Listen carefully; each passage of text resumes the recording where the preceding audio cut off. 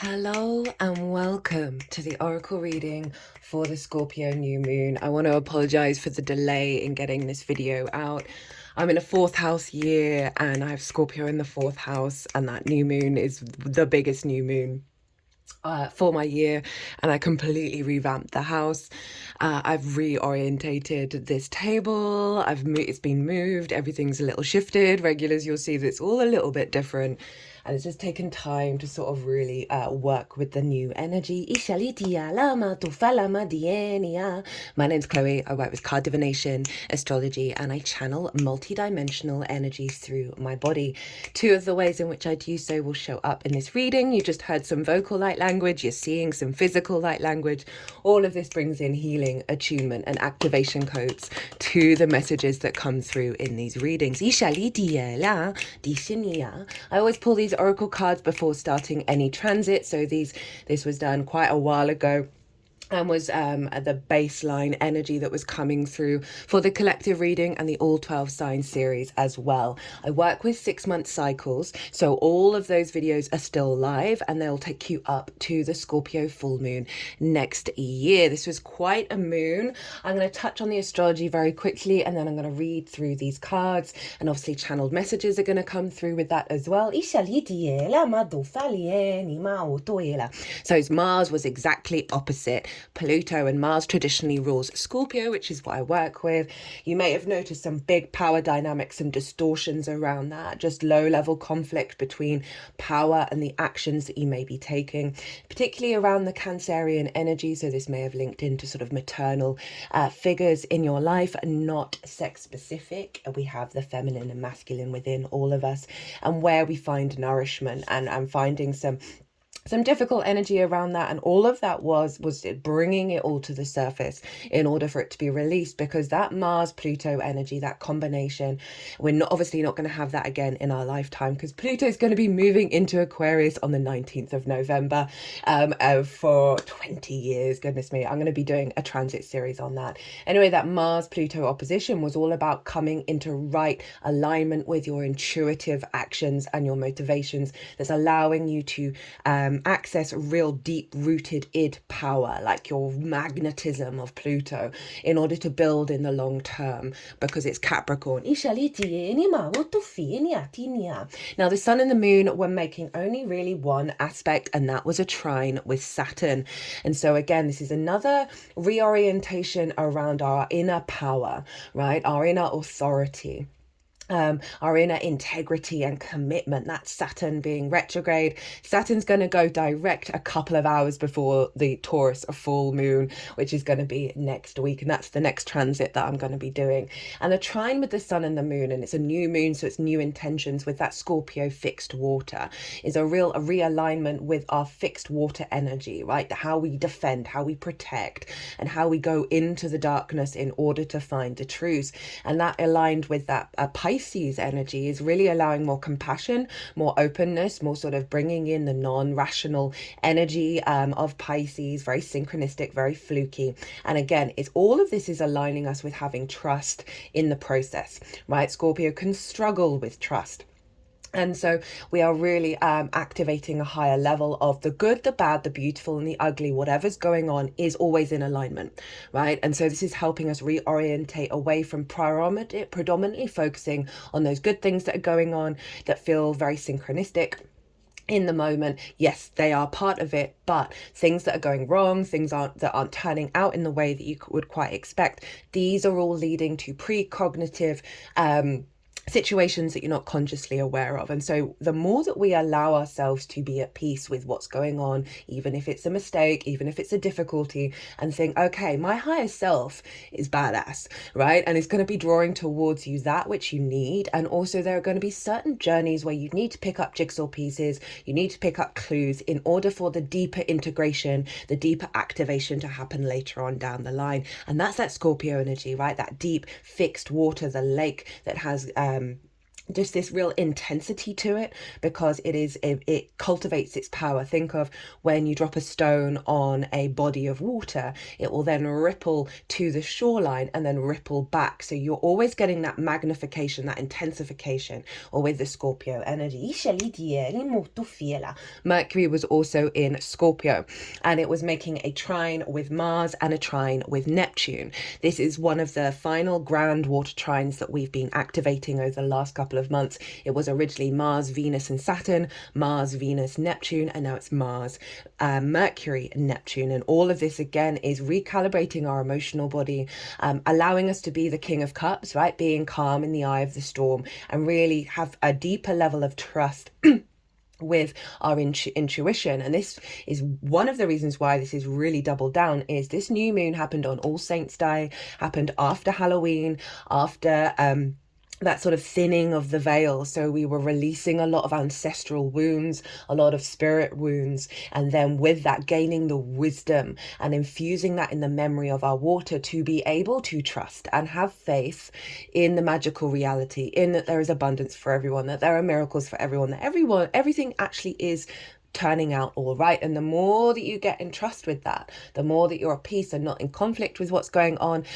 This Mars energy, especially with that Aries full moon, Mars rules both of that. Mars can bring about conflict. It's reorientating power, distorted power dynamics, and how we perceive conflict, right? And the more that we step outside of conflict and into surrender, the more that we're clearing space for that intuitive drive, those intuitive actions, Mars in Cancer, to really align us with our longer term goals of Pluto and Saturn.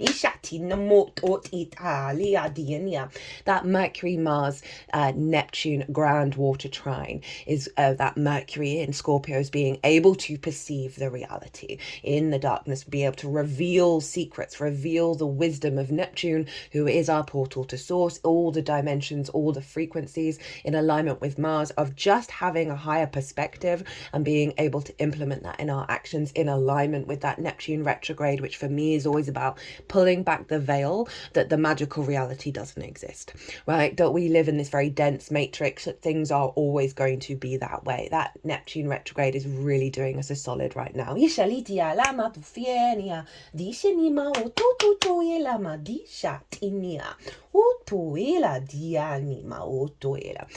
happened on Venus's day, and so Venus was in Sagittarius conjunct Pallas Athena, which is an asteroid representing long-term strategy and embodied wisdom. So the Venusian energies of love, of connection, of harmony, of creativity, of diplomacy and grace is an alignment with our longer term goals. What do we love? What do we connect to? Helping release some wounds in that fixed emotional body where we may have been very much drawn to trauma situations and limiting beliefs. That Venus conjunct Pallas Athena is making sure that whatever's coming through over the next 6 months is in alignment with our longer term goals. Oopsie daisies. So I've got this all in a different place. So I'm having to really figure out the movements and what to do. Okay, so let's get into the oracle reading. There is quite a lot of oracle cards here, so this is probably going to be a bit of a long session. We have the Great Serpent as the crowning energy, and this is from Kim Krantz's The Wild Unknown Alchemy deck. And this is the Uberos, the snake eating its tail. This is a very powerful symbol in many, many traditions of the sort of, and it, you know, you've got the snake energy, which is sort of demonized by Christianity, but it is the capacity to go into a new world and be free, right? And also that sort of honoring of the earthly journey and the transformation, right? Pluto is very much about transformation and that sort of shedding of old skin. So let's see what Kim Krans wants to say about this. The tail eater, the guardian, the quantum realm. The Uberos is the all-encompassing glyph of the alchemical process. The hungry snake bends itself around you in a gesture of protection and guardianship, giving you the space and safety to participate in the work, right? The actions that we take. Oh, there we go. Get that book out. Anything and everything can be offered into its mouth for transformation. Good, bad, blasphemous, or precious. The materials of our life transmute into gems along the great serpent spine. Along with your woes, the Uberos Uberos engulfs every pair of opposites. What is masculine becomes feminine. What is sky becomes earth. What is past becomes future. When this card appears, you have entered the quantum realm. Everything is a possibility. No one knows the limits of the Uberos. Just when you fell into thinking that your life was straightening out, the snake takes you once again into its gaping mouth for an entirely new trajectory.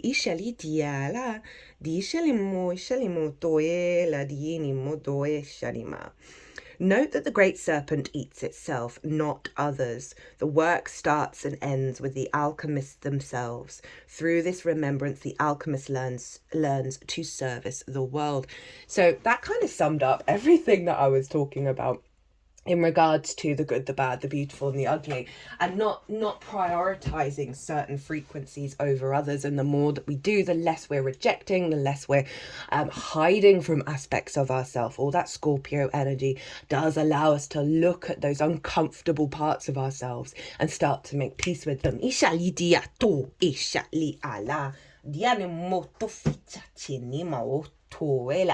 So in this first column we have Vision Quest. Now this is from What We've Forgotten by Amy Miranda. All the decks are always in the description box if any of them take your fancy. I love the artwork on these cards. It's very steampunk, which I don't think is a thing anymore, but Rock paper symbology down the rabbit hole. Rocks and stones are part of magic. And I'm not just talking crystals. Oh, this is reminding me of the collective tarot that came through. It was predominantly all pentacles, which is interesting given that this is a water moon, but that Pluto energy was incredibly powerful. And what this moon is doing is helping release some stuck energy in our fixed water that is then and doing deep healing into our intuitive emotional body. And then that's allowing us to build from a place of abundance in the awareness of this magical reality. So love that we've got this sort of the rocks and stones coming out pretty quickly. Caves have great... Oh, that's fascinating. They just said caves and there's the cave. Caves have great mystical importance to civilizations, far beyond the shelter they provided. Shamanic teachings speak of the idea that these are gateways to the spirit world, the shaman's cave, the entry into the vision quest.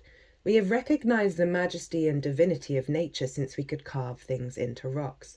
Those historical paintings of prophetic events, visions, angels and gods were representations of the parts of life we couldn't explain. We painted them, we wrote on walls, we carved things into stone. We left clues for one another. If not for the Rosetta Stone, which should be returned to Egypt, we would not have been able to translate whole languages. Hieroglyphs would have remained a total mystery had people not taken the time to literally spell it out. We have been communicating with Source since we got here. We can move through time and space. Even the astrophysicist Brian Greene says so. The bottom line is that time travel is allowed by the laws of physics. Alice wasn't the only one who has been going down rabbit holes. Consider this a vision quest. Is there anything in your life or in the stories of your ancestry where a dream, vision or gut feeling came to be?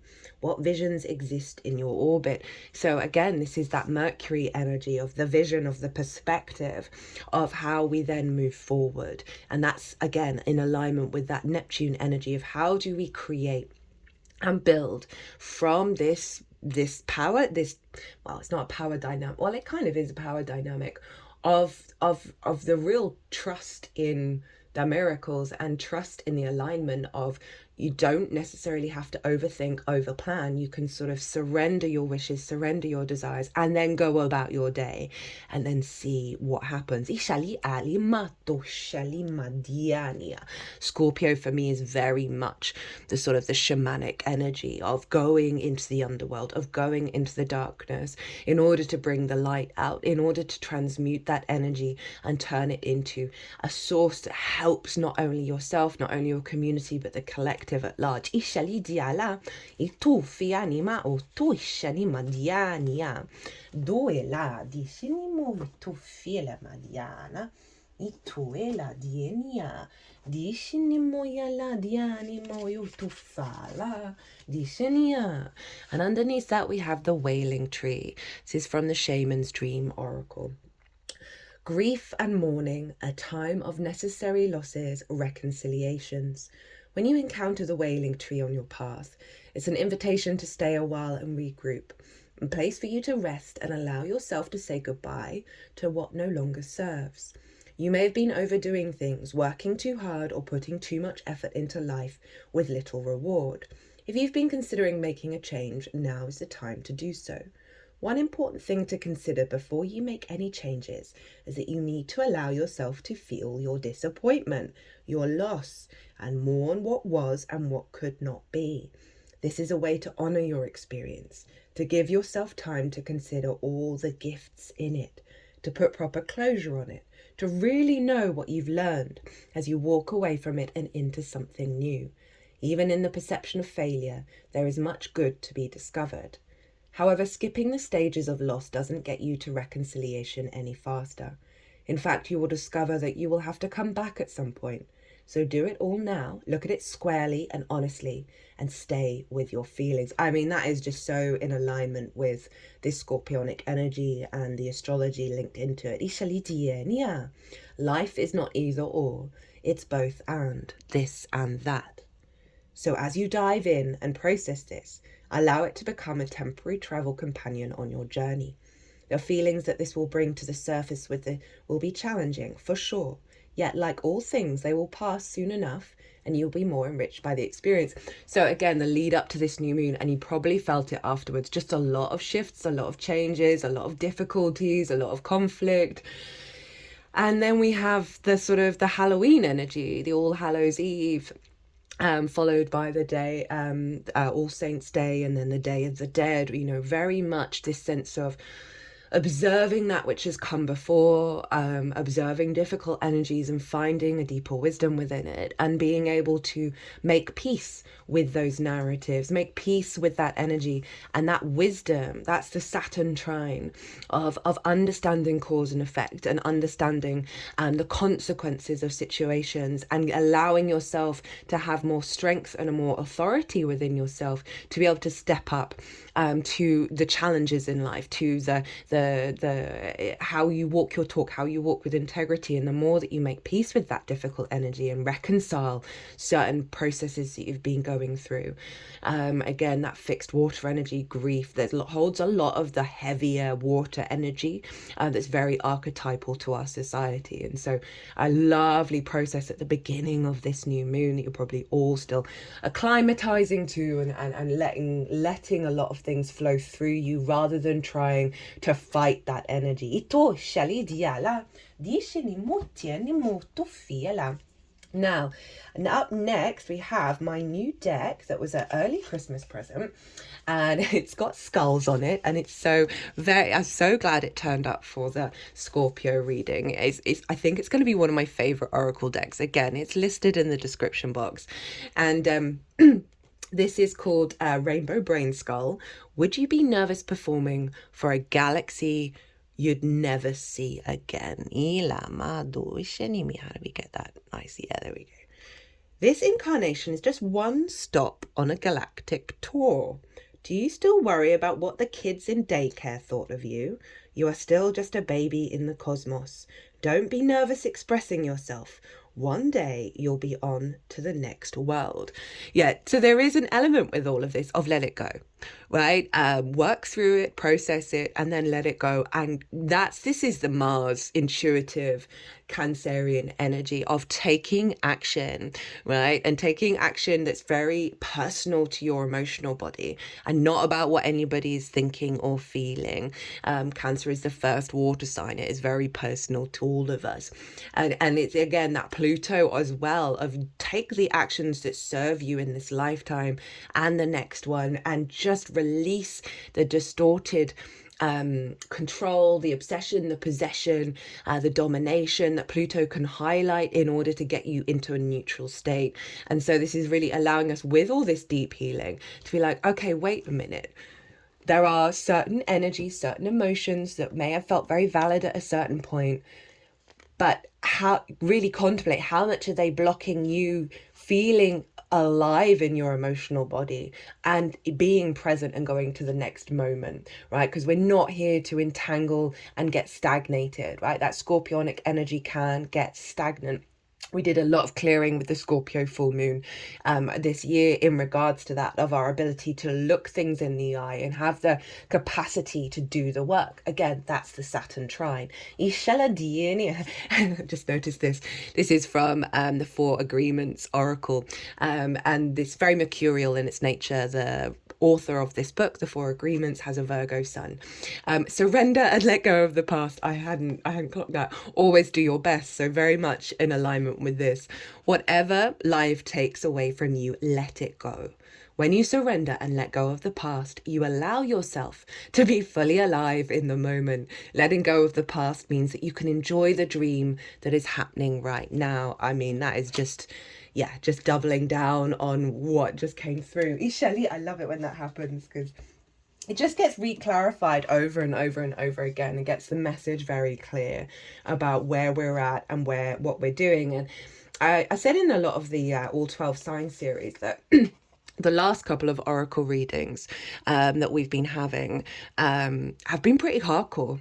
And that is because we've shifted timelines and we are currently recalibrating to the new frequency and understanding the new tools that are at our disposal. And one of those is doing some more difficult work that isn't going to be as difficult as it used to be, right? That Mars Pluto opposition, and they were both square Juno in Libra, and Juno represents commitment, your ride or die. So there's an element here of building from a place of commitment that's in alignment with your equilibrium, your inner balance, that Libra energy. And so this is really strengthening the power of us being able to handle the good, the bad, the beautiful and the ugly, and not take it so seriously, while also acknowledging the emotional body that is. So next up we have the cave, the dark, the portal, the interior. Those who are fortunate enough to find and enter the cave are forever changed. It is a place of potent power, acting both as portal to another realm and a space for sacred ritual and initiation. The cave is a place to return for meaningful retreat, where one can see the true self in the darkness. Lovely. It's tying in lots of other things as well. In esoteric teachings, the cave is known to reside in the center of the heart. Within its walls, the whispers of compassion and self-understanding can be heard. Yet because of its mystery and power, many of us fear the cave and never try to find it. We busy ourselves in the bright lights of the city, while the cavernous and dimly lit chamber calls out to us in the night. Where is your cave? You already know. Return to it and tend to the fire. When light, the sacred center within.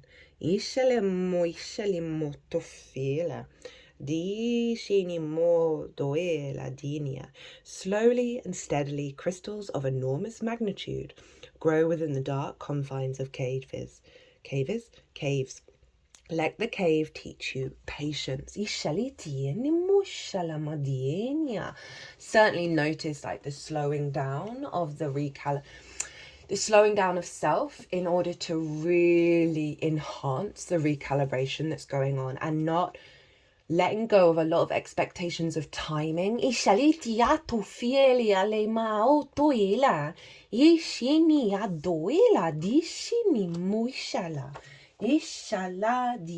To really give yourself, again, that's that Neptune energy in Pisces and Saturn in Pisces.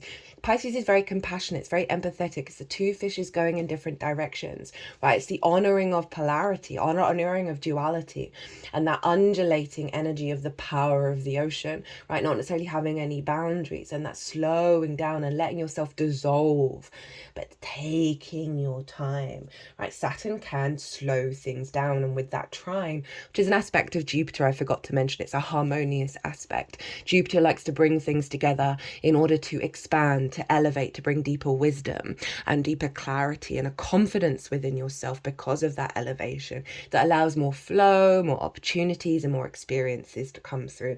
But because Saturn is trining this moon, again, it's saying, let it take its time. It will serve you in the long run. Ishinima. Ooh, Tofianima. Okay, so next up. Infinite freedom of thought is your foundation. The only thing you have any true control over is your internal train of thought. Instead of defaulting to existing thought patterns, make an effort to steer your inner monologue towards peace, joy and wonder. Now that's that very strong Mercury, again trining Neptune and Mars, of how do you take that intuitive action around your internal thought processes that are fixed, right, that have been there for a long time. And that peace, joy and wonder, that is that Neptune energy. And it's just highlighting this is something that we need to work on. This is a focal point that we need to establish over the next 6 months of when we're getting those repeated paranoid cycles. I mean, paranoia, obsession, control, like catastrophizing. This is when we have to go, hold up. Right? How do I then do something that is slightly different? And as it says, only you can do it. And that's one of the things that we're all on this journey and we're all trying to help and support by providing clues. And I try and only ever say things on this channel that I've put into experience and that I've seen work, like, rather than saying things that, you know, I've just heard other people say and haven't actually implemented. It is really an honouring of the self. Mars is very independent, right? And the ruler of Scorpio. So it's doubling down on this sense of, how do you want to act? How do you want to move this through the world? What is your water body? What is your emotional body, your intuition telling you that is right for you? You should never really take as read what anybody is saying. If it resonates, you know you're connecting to something that is a part of you, and always try and find the instinct that comes from you in how to think and behave and what rituals to do and what manifestation to do. Is autonomy of self is the name of the game. Cleansing, ocean of consciousness. Well, hello Pisces. Here is the really fun part of this whole human experience thing. We're all part of the ocean of consciousness. We can and do feel other people's energy. Sometimes that energy comes from jerks. We can't remove them from the ocean, but we can set the intention and ask for help from our higher selves to see them in their highest form. Of course, in terms of ethics of magic, we need permission from people to do healing work with them, but we don't need permission to ask Source for help to have people to show up as their higher selves.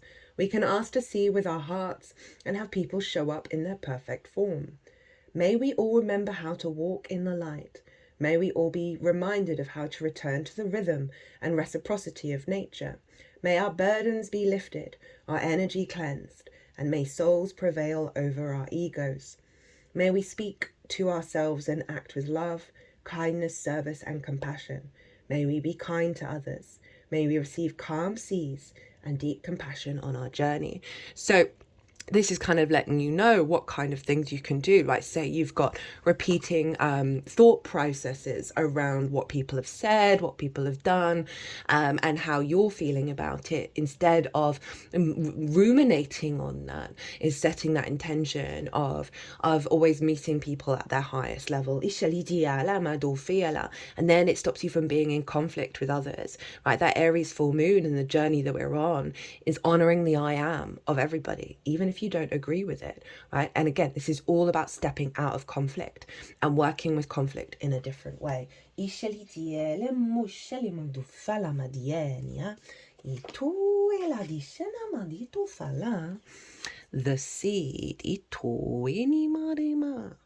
The beginning, the origin, the pearl. Beginnings come in many forms. They are not always a beautiful seed placed intentionally in nourishing soil. Origin stories, like any birth story, are complex, surprising, multi-layered, and usually reveal a central image or detail that represents the fully formed being. Simply stated, the end is present in the beginning, or the entire oak tree resides within the acorn. Whether you follow this imaginary theory or not, know that when this card appears, there is potent generative energy all around. It stirs your very insides and usually results in an angsty, impatient feeling. Pay particular attention to what agitates you, as it's a sure sign of growth to come. You are bumping against a growth edge. It is from the grit that the pearl eventually comes to be. When light, generative, fertile, germinating, building.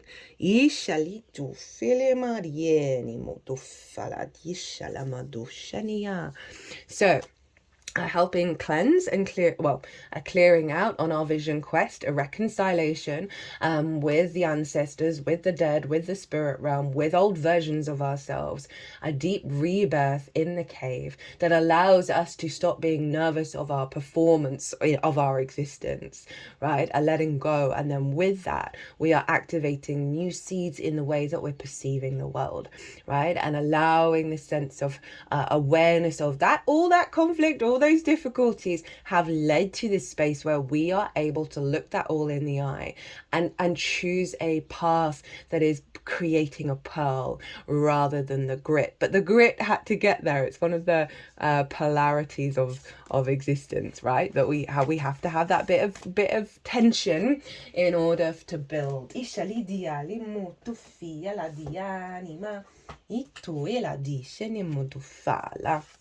Right, what do we have now?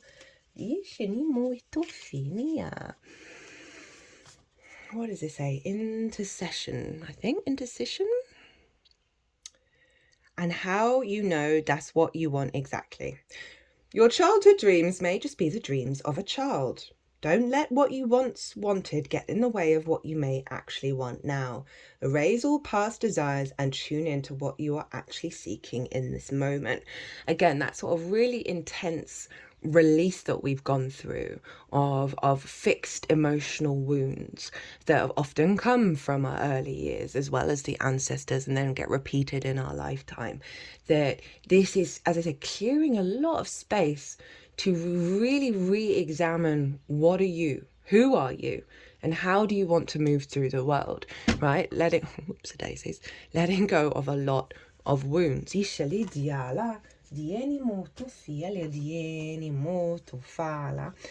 what went on that is the Crystal Skull Wisdom from Carl Gray's Gateway of Light Activation Code.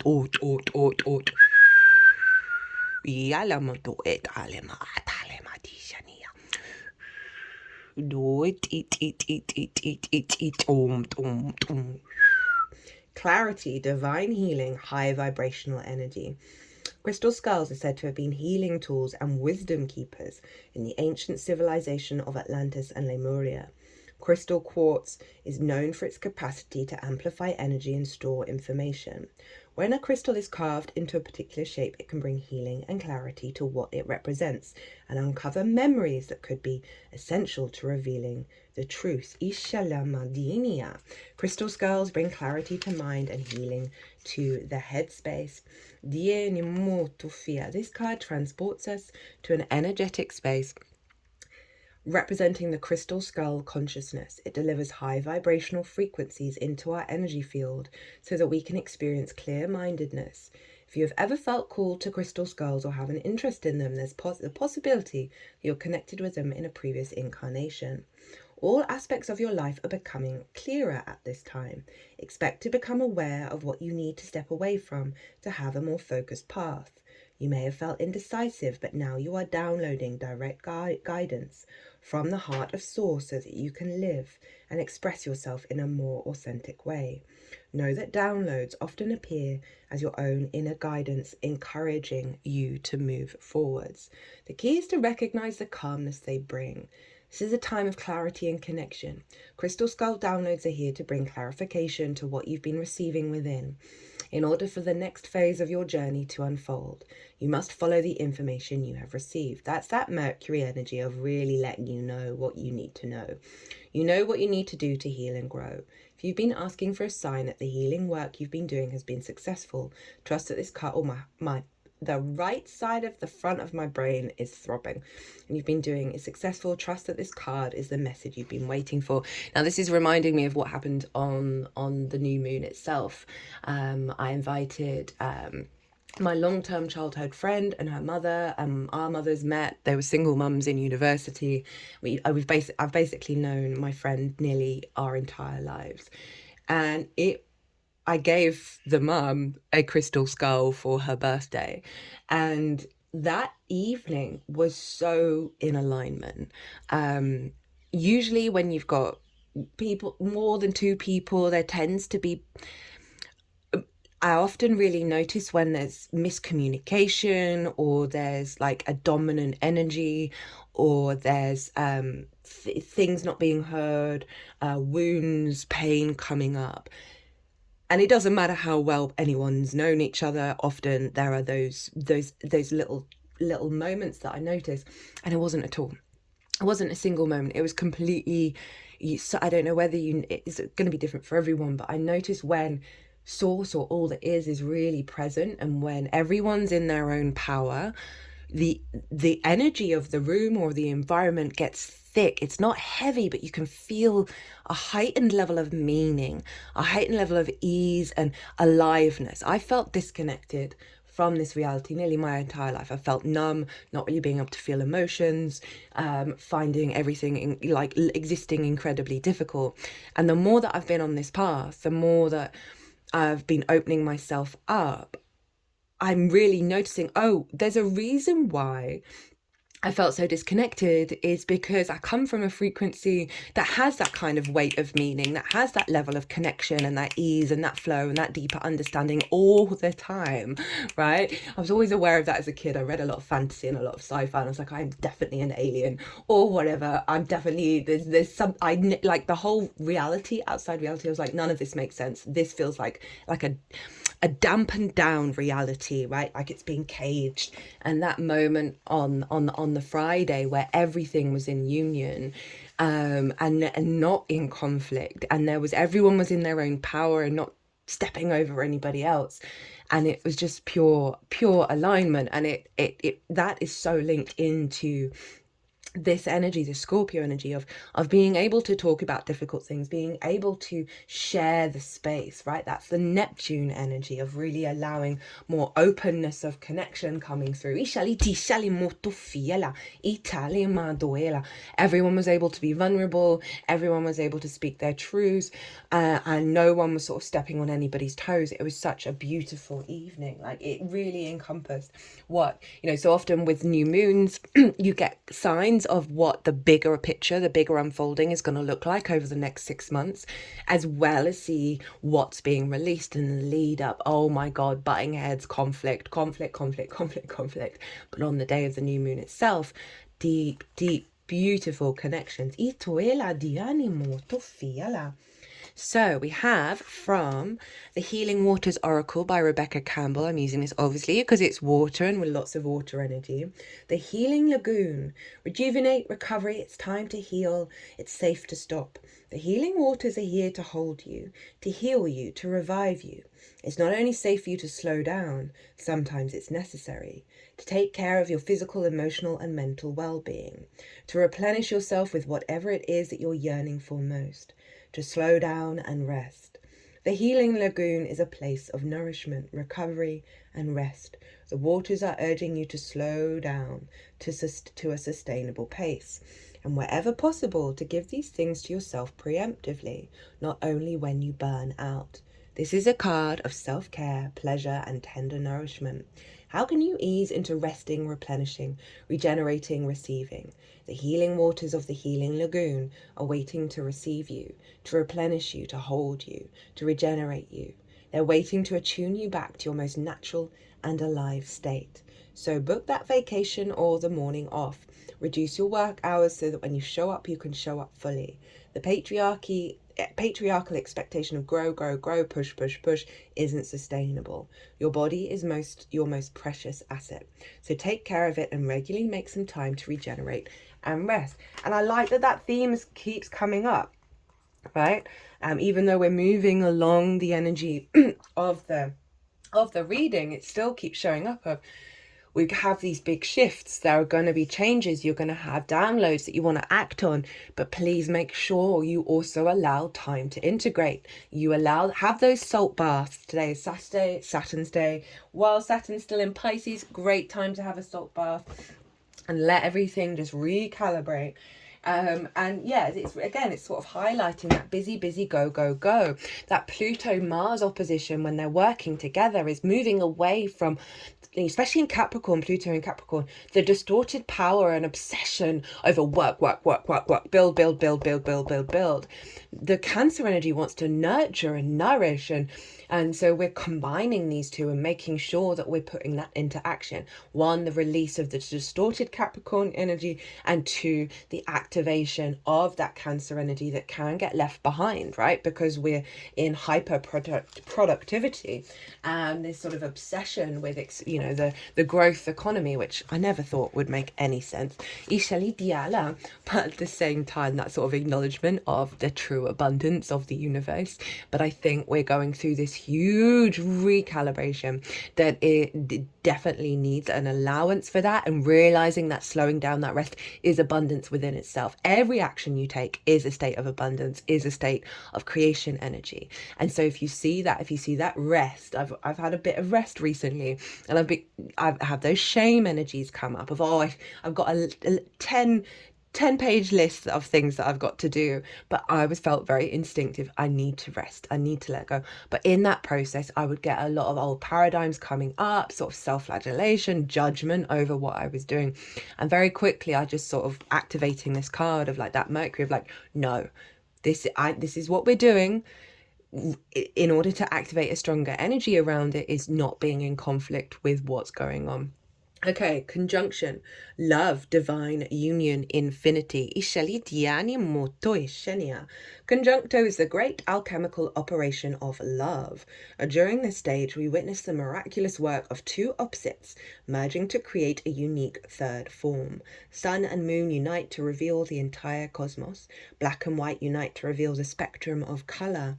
Unlike collagulato, I think that's collagulation, conjuncto represents a conscious and benevolent union, one that springs forth from awareness, acceptance, and devotion. It is not a compromise, but rather an activation. So I feel like that's linked into what I just said. You're not compromising by resting. You are making sure the polarities of existence are in balance. The yin and the yang are in harmony with one another. A holding of tension and presence that allows each of the entities to thrive and express themselves. Experiencing conjunctio is one of the blessings of the human experience. Whether the bond is with a human, nature, or divinity, I would add in, and yourself. Recognize it by the stirring of your heart and an element of surprise. Through the opposites arise the infinite. The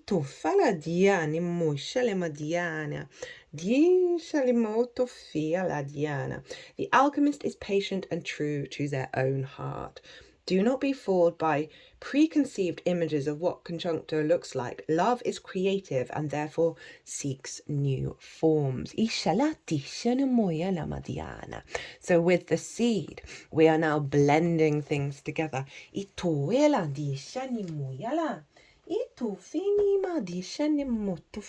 So the next row we have, let's spread these out a bit. We have from the Rumi's Gift Oracle deck, we have Trust. I love this image so much. Rumi was a Sufi mystic. The Sufi mystics kind of went against the traditions of Islam. They got drunk, they danced, they wrote love poetry, they called God the beloved, Ishali Diana. So they're kind of a little heretical, but then became very, very beloved by everybody, right? They tapped into a side of our connection to source in a way that opened up the heart, right? And opened up the limitations that we have. Oh, lovers, rejoice. My beloved has seen me. I don't know how the alchemy of love made me into this, but my tears have turned to laughter, and a mirror is looking upon another mirror. The idol facing the Gelheb, and that's the direction of the Kaaba, sacred building in Mecca to which Muslims turn to pray, has bent down and kissed me. I am now Gehebla. Bring your prayers to me. My secret, I followed my beloved's shadow, and I am taken to the sun. So this is reconfirming, right? The tears to laughter.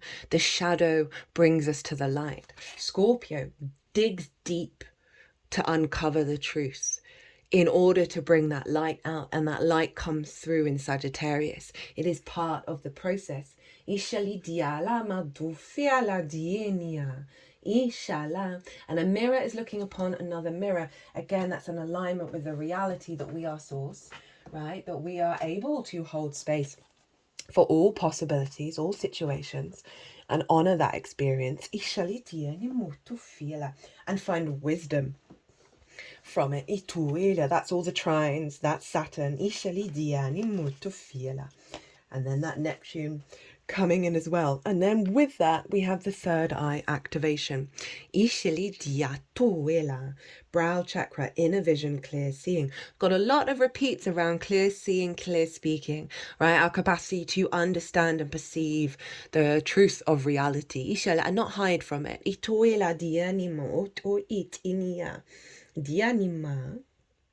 It governs all aspects of our vision, including dreaming, reading between the lines, visualization, and even having psychic insights. This card transports us through a gateway representing our spiritual connections. Seeing with our inner eye is our divine right, and our soul self has never forgotten how to do it. In fact, we are often using this special talent, even when we don't realize it. For example, when we imagine something before it happens. This is sort of making me think about, I talked about this in the All 12 Signs, that recently it's got really loud for me that, I said it at the beginning of this reading, of things going wrong that I got frustrated at, but led to actions that I took that then facilitated situations in the future that I wasn't consciously aware of. Right, so they were like precognitive situations that led to that facilitation. And again, it's that activation of the inner knowing, the awareness of all those little things that are happening, that the more we cultivate that experience of everything that's going on, I've often thought for ages, do we manifest? Or are we just precognitive? Like when you get the instinct to go do some manifestation work or set an intention, and then the thing starts to turn up. Did we set that intention because we were aware it was going to turn up, right? It was simply an instinctive precognitive action. And I feel like this third eye activation with trust is allowing more space for this third eye to open up, and not be based purely on certain perceptions that we have around what this represents. This gateway encourages you to unlock your psychic abilities and stop questioning your divine ability to see. Know that great potential and healing will be unleashed when this space is activated.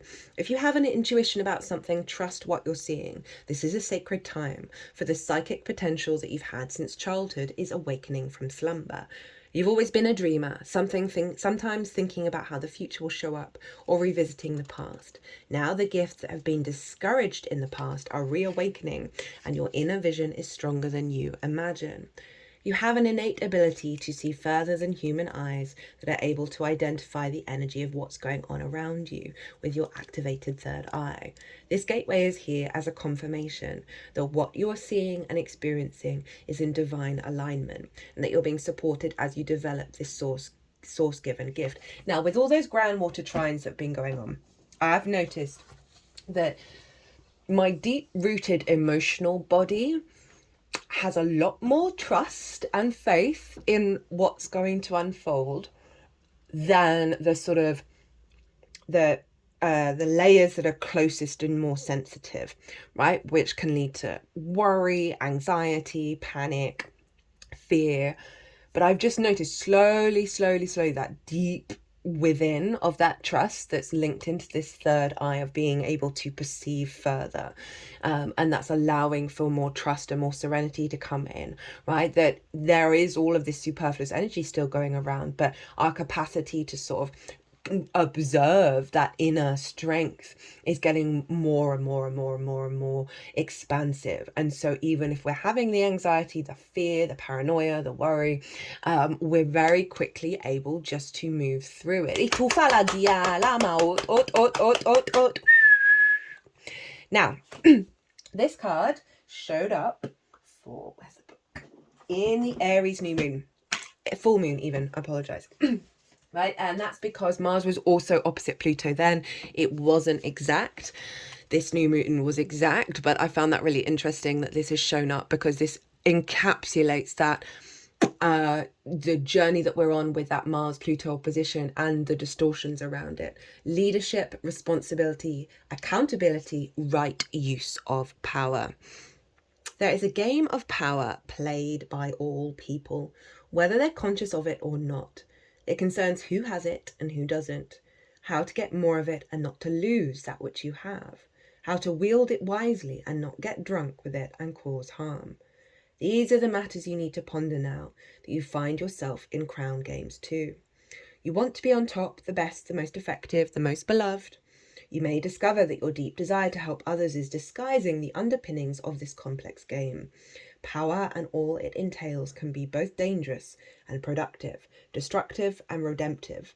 Which will it be for you? Can you forgive without condoning and keep your dignity when challenged? Will you be accountable, amenable to change or making amends? Can you let go of your need to rescue others? Lead with humility while letting others discover their way home. Now you're learning that empowerment comes with a price and a sacrifice for sovereignty. This is a time to pick your battles, use strategy, and temper your reactions. You have the power to make a beautiful difference on behalf of others. Can you see power as currency that you must spend judiciously? That's the square with Libra, with Juno, because the Justice card is the Libra card of diplomacy, of balance, of revealing the truth, bringing the truth to society, being empathetic and objective in your understanding, right? True power is stewarded wisely, for it is given from the divine, not from the ego. In all your relations, the greatest beauty is when power is shared.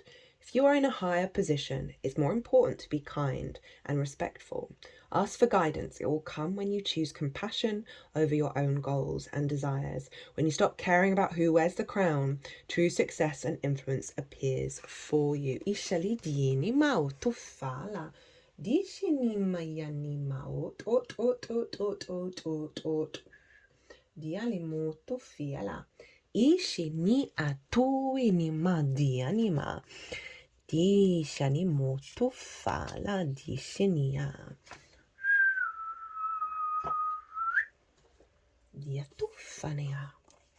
And then the river.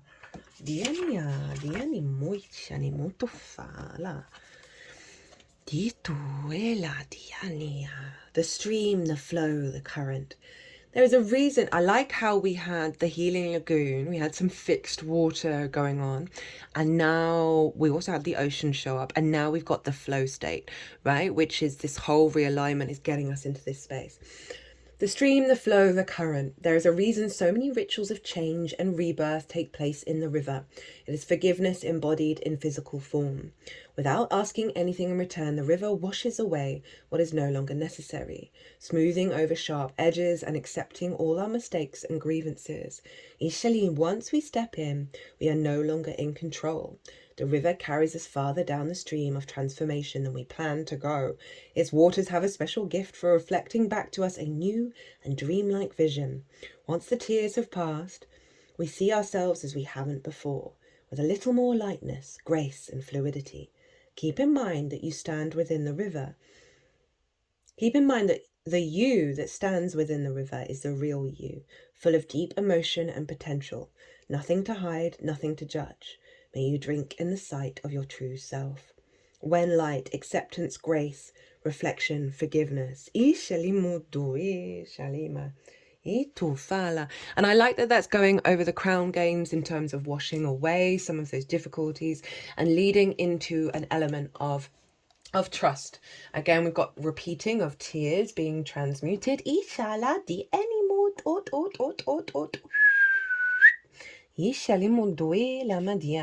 This again, allowing more flow, allowing more space for us to be fluid in our experiences in this lifetime, right? Of not being nervous in this performance.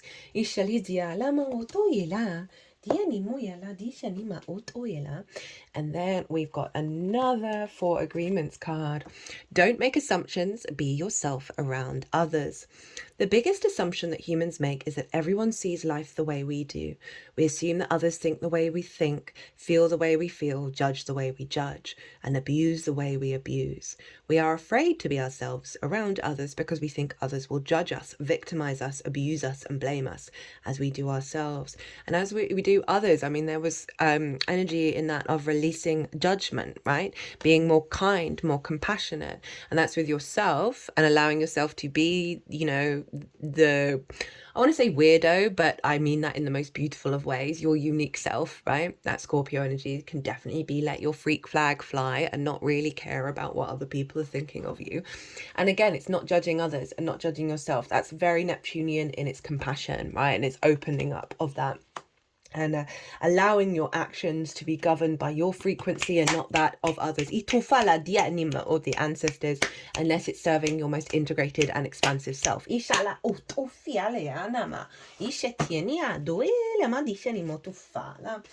And then we've got Kali. Hi, Kali. And this is from the Path of Kali Oracle by Kat Shah. And we have Kali, the eternal lover.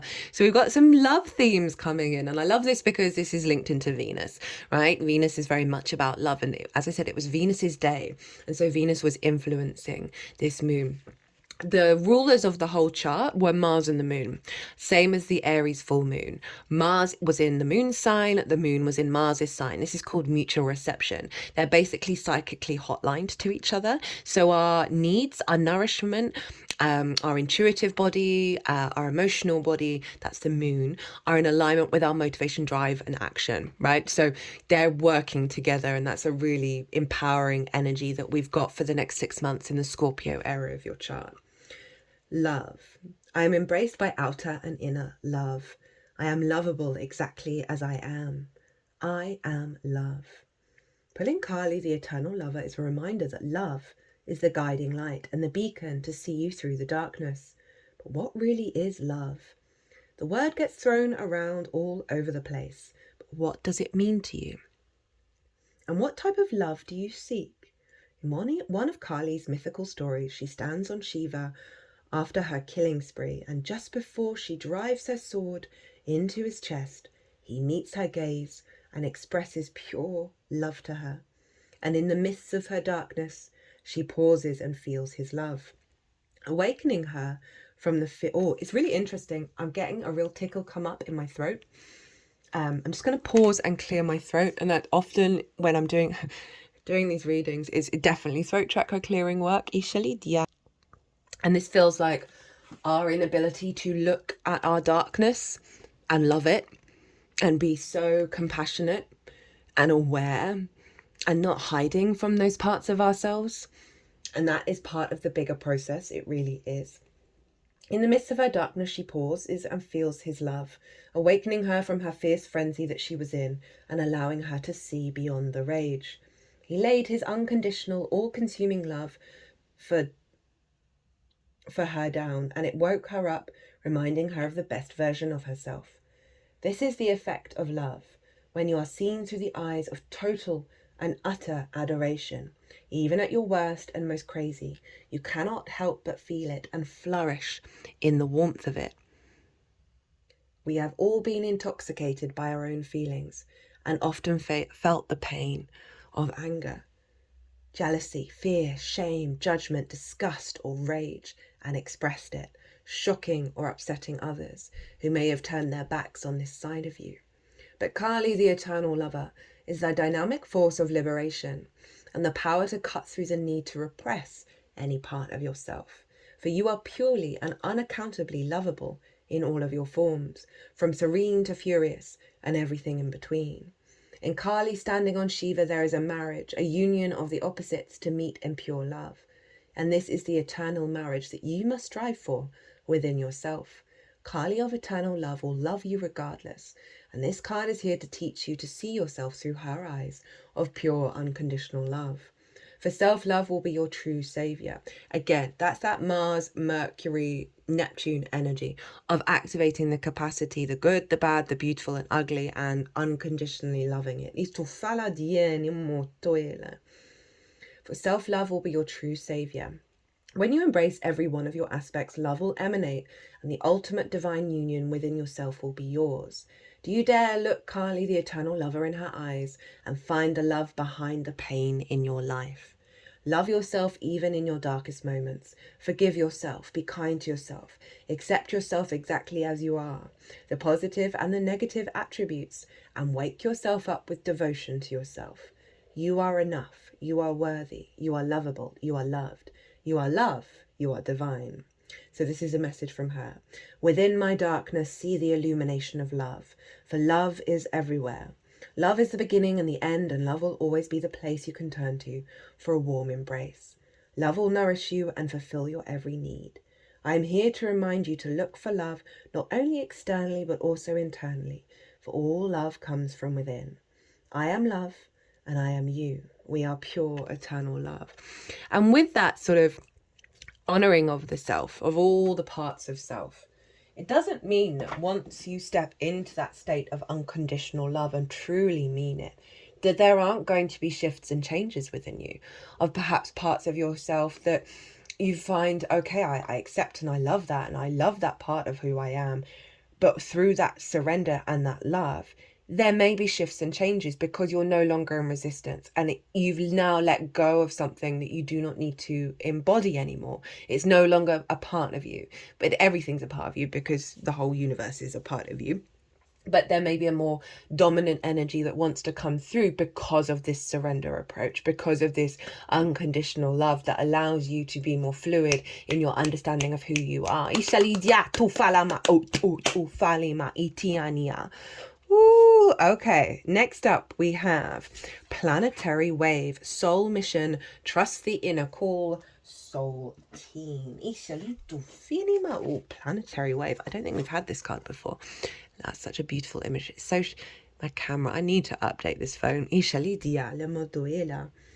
Your soul chose to come into this body on this planet.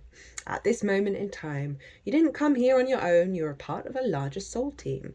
Sometimes it can feel as if it's just you in this thing, all alone, but that couldn't be further from the truth. You're one droplet in the vast ocean of consciousness, here to flow with life. You're being called to trust the current of your own river and to answer the call deep within. Take off the weight of responsibility that you need to travel this life on your own. Call in the ones who get you. Realize that you're a part of a larger team. You are but one thread in the great tapestry of life. Your mission is clear. Keep doing what you're called to do. You'll never know the full impact that your being on here on this planet will have and is already having. Keep trusting the call deep within. The more you embrace who you truly are and surrender to flow with the current you're being called to, the easier it will be for your people to find you. Like two rivers that meet and remember that they're made of the same things. You are not alone in your calling. I love that with all of this. Right, of what this Scorpio new moon is really helping us get an alignment to be able to keep on going with that soul's path. We're going to get some big activations with the Taurus full moon. It's going to be conjunct Uranus, which is all about soul liberation, path liberation. And so we're going to get a closing out of that cycle and activation that's opposite, obviously, the Scorpio energy in the sign of Taurus, and it's the next full moon. And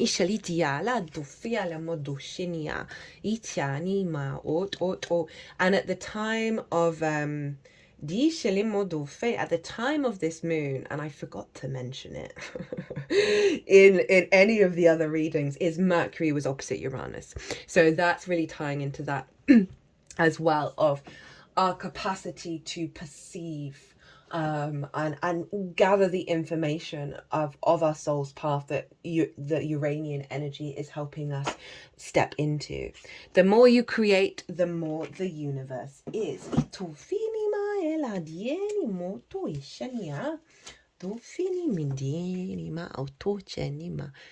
trying to figure out the best places for these cards. The universe needs your creativity if it's ever going to grow into its full self. From our tiny perspective, there's already more than enough content, but the universe is hungry for more. After all, that's why it made you. And I love that, stepped on that, of all your paths. Go create, go do the damn thing without expectation of the consequences. Right, just know that these actions, these movements that we take, the breath that we take is an act of creation. And obviously Venus is very linked into creativity, and so she's governing this. We've got a lot of inspiration from Venus coming through with all of this. Right, Spirit of the River. So we've got two river cards. Movement towards adventure. Right, hello Mars. Movement towards adventure, addiction to problems, allowing and trusting the current. The Spirit of the River invites you to step into the flow, to stop swimming against or avoiding the current. Allow the waters to carry you downstream, away from the eddies and whirlpools. It's time to heed the call of a new adventure waiting for you. Stop working on the problem for a while. The issue is not what it seems. It's your addiction to fixing what has gone bad that is consuming so much of your time. Work to create on greater good, and the bad will resolve itself on its own. There is nothing that you can accomplish with more efforting. As the situations in your life right now are subject to forces beyond your control, recognize this, step back, and trust the flow.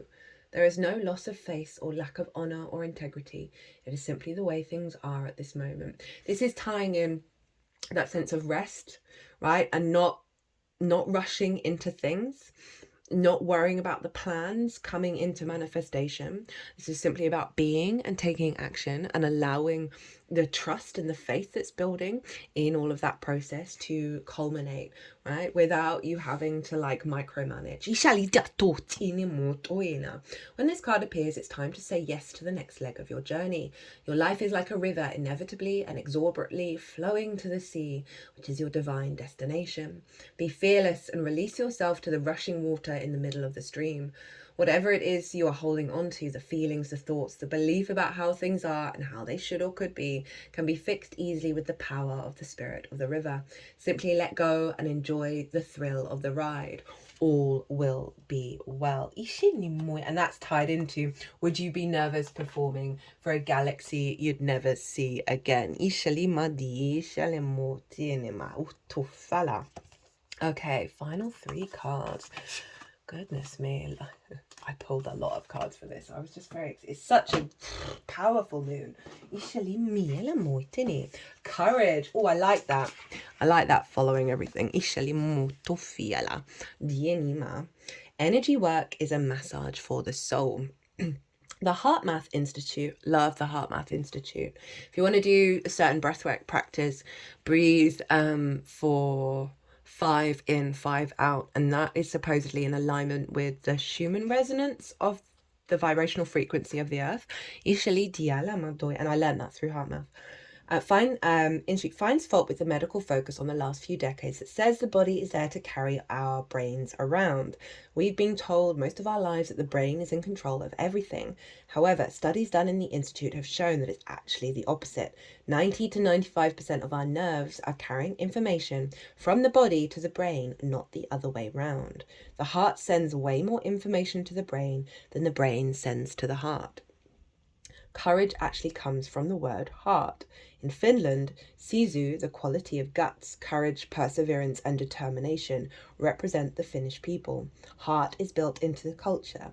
Sisu is often is used to describe going beyond one's physical or mental capacity, and is thought of as a reserve of power. Something to help us get through the hard times. We don't have to live with heavy hearts. In fact, it's better we don't. In the Egyptian book of Emerging Forth into the Light, the heart was weighed on the scales of justice against the feather of Mat. If the heart was balanced with the feather, the soul was granted access to the field of reeds as eternal afterlife in the heavens. If the heart was heavier than the feather of Mat, well, that was that. Courage, my love. Today, consider what may weigh on your heart. How might you be able to lighten a load? You might want to pull another card for guidance on practices to encourage courage and reverence for the heart. We'll see what these cards represent in regards to that.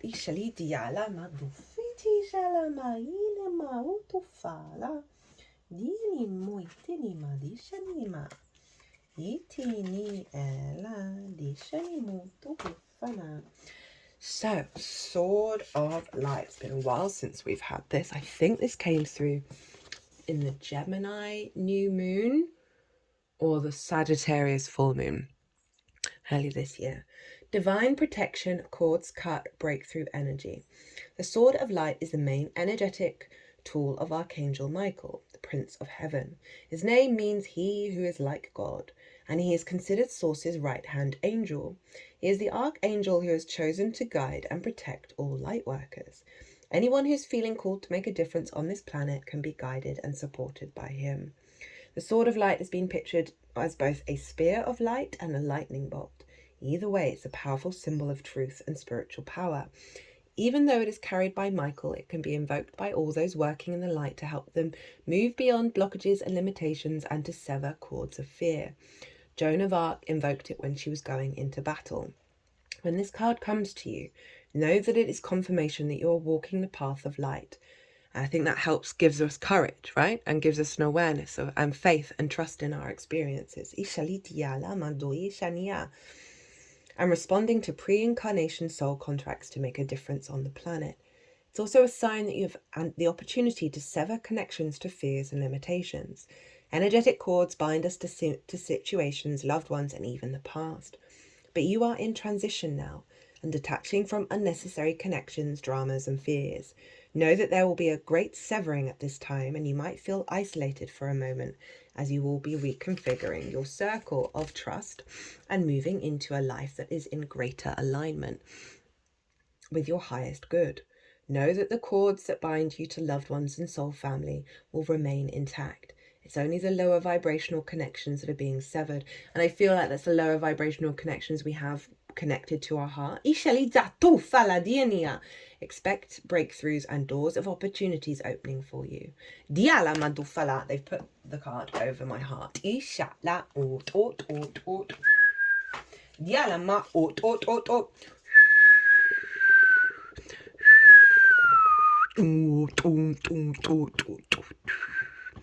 Ishatinima achanimati atom tom tom tom tom tom tom.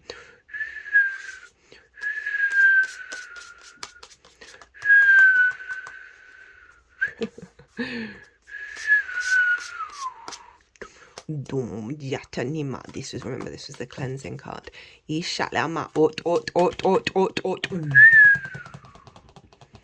I'm not the biggest fan of cord cutting because energy is always transforming. So it's up to you whether you want to envisage these things being cut out of your life I prefer to transmute that energy.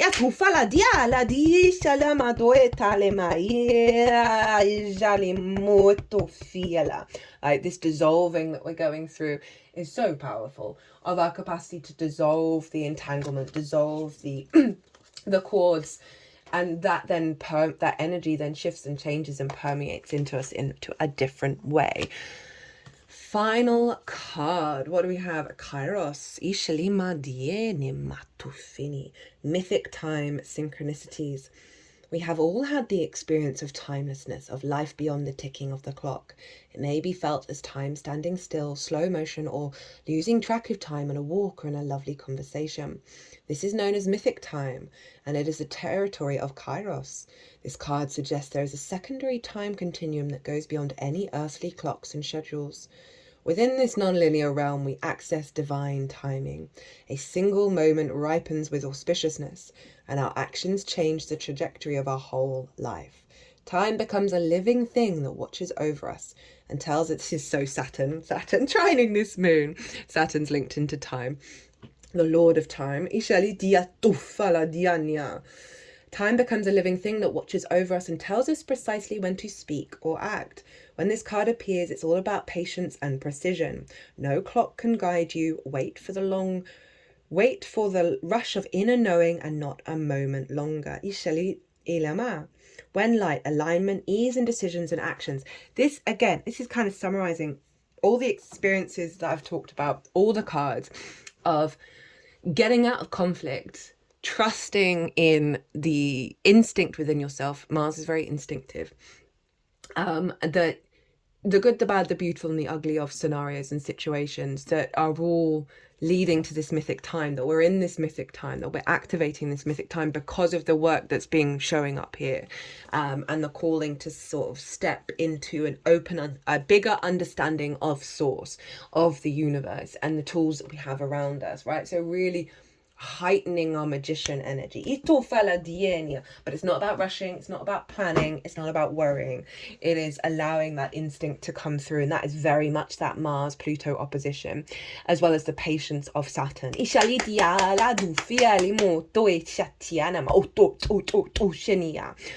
Right, whoa, that was a long one. I'm going to leave it there.